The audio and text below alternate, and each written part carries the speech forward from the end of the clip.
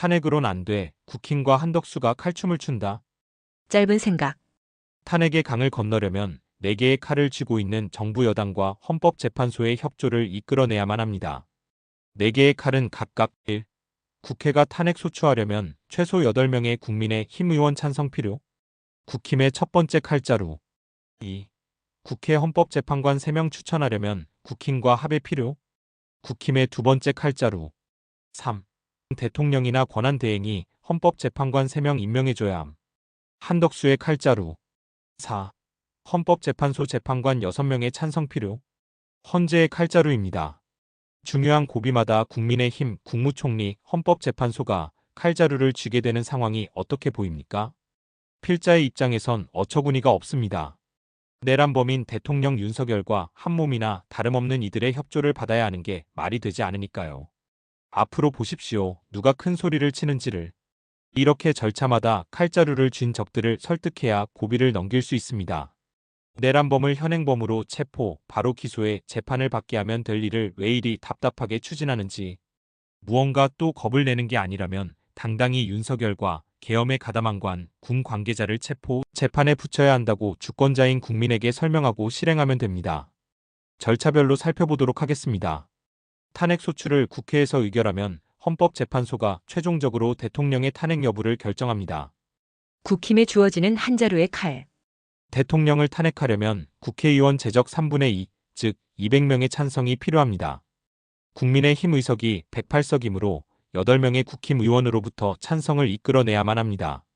이게 첫 번째 고비로 국민의힘에게 첫 번째 칼자루를 쥐어주는 겁니다.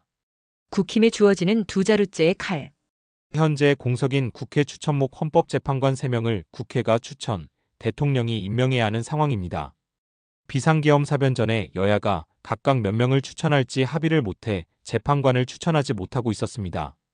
이제서야 급하게 추진하고 있습니다. 민주당은 2명을 추천했으나 국힘은 아직 추천하지 않았으며 누가 2명을 추천할지 합의도 안 된 상황입니다. 즉, 두 자루째 칼을 국민의힘이 쥐게 됩니다. 대통령 직무권한 대행에 주어지는 칼자루. 헌법재판관은 대통령 임명 3명, 대법원장 추천 3명, 국회 추천 3명 등 총 9명으로 구성됩니다.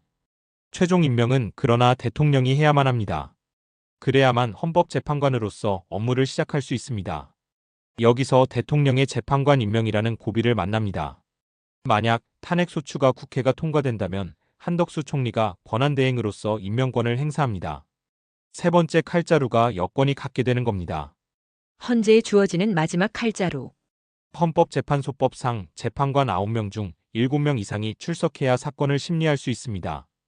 다만 재판관이 6명에 불과해 헌재가 효력을 임시 중지시킨 상황입니다. 비록 효력이 중지됐지만 현행법을 위반하는 거라 민주당은 재판관 추천을 서두를 수밖에 없어 2명을 지명했습니다. 국회에서 추천한 재판관들이 임명된다고 헌법재판관 구성을 봤을 때 대통령 탄핵을 장담할 수 없을 것 같습니다. 김영두, 정정미 재판관은 김명수 전 대법원장이 추천하고 윤 대통령이 임명했습니다. 김 전 대법원장은 문재인 전 대통령이 대법원장으로 임명했었죠. 즉, 어떤 성향인지 확실히 알 수 없습니다. 정영식 재판관은 윤 대통령이, 김복형 재판관은 조희대 대법원장이 추천했습니다. 문영배, 이미선 재판관은 문재인 전 대통령이 지명했습니다. 야당목 추천 2명이 임명된다고 하여도 여당목 1명도 임명됩니다. 즉, 야당 성향 4명, 여당 성향 3명, 중도 성향 2명으로 헌재가 구성되게 됩니다. 대통령 탄핵을 위해 6명의 찬성이 필요한데 과연 대통령 파면이라는 결론을 이끌 수 있다고 보입니까? 왜 이리 어려운 길로 가나? 당장 내란의 수괴로 체포해야. 왜 내란의 수괴를 대통령직을 아직도 수행하게 합니까? 대통령 윤석열을 체포하고 기소할 권한을 주권자인 국민에게 위임받는 국가기관이 당장 행동에 나서도록 해야 합니다. 생각 매듭.